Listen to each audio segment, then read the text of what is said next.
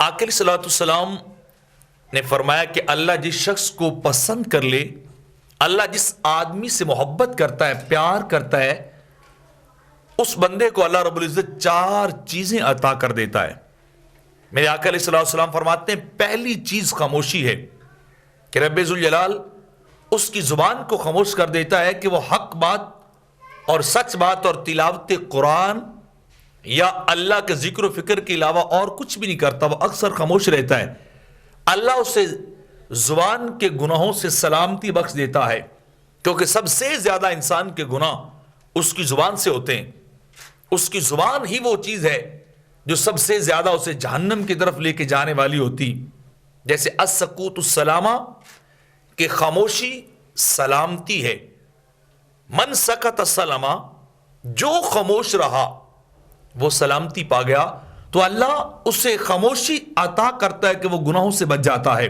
اور دوسری چیز کہ رب کائنات اسے توکل عطا کر دیتا ہے۔ اللہ اپنی ذات کے اوپر اسے بھروسہ عطا کرتا ہے کہ وہ ہر کام میں اپنی نظر اپنے خدا کی طرف رکھتا ہے، اپنے مولا کی طرف جو وہ دیکھتا ہے۔ وَمَن يَتَوَكَّلْ عَلَى اللَّهِ فَهُوَ حَسْبُهُ، اور رب کائنات فرماتا ہے جو اللہ پہ بھروسہ کرتا ہے پھر اللہ اس کی ضروریات کے لیے ہی کافی ہوتا ہے۔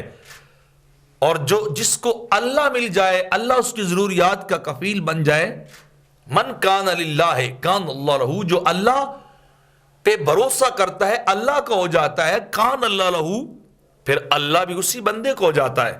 اور جس کا اللہ ہو جائے پھر ساری کائنات اس بندے کی ہو جاتی ہے۔ تو اس کو بھروسہ عطا کرتا ہے، توکل عطا کرتا ہے۔ اور تیسری چیز اسے تواضع عجز عطا کر دیتا ہے کہ بندہ عاجزی والا ہو جاتا ہے، کیونکہ ان اللہ لا یحب المتکبرین، تکبر کرنے والوں کو اللہ کبھی پسند نہیں کرتا۔ اللہ کبھی ان کو لائق نہیں کرتا جو دوسروں سے اپنے آپ کو بڑا اور اونچا سمجھتے ہیں۔ اور جو جھکتا ہے، متواضع ہوتا ہے، اللہ اس سے محبت کرتا ہے، اللہ اسے پسند کرتا ہے۔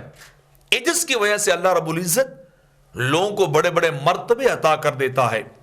تو عجز اور تواضع بھی اللہ اس بندے کو عطا کرتا ہے۔ اور چوتھی چیز کہ دنیا سے بے رغبتی عطا کر دیتا ہے۔ اس کے دل میں دنیا کی محبت نہیں رہتی، دنیا کا پیار نہیں رہتا، وہ دنیا سے منہ موڑ کر اپنے رب کی طرف چل پڑتا ہے۔ تو جو اللہ کا پسندیدہ ہو، جس کو اللہ محبوب بنائے، اسے یہ 4 چیزیں اللہ خصوصی طور پہ اپنی طرف سے تحفہ جو ہے وہ عطا کر دیتا ہے۔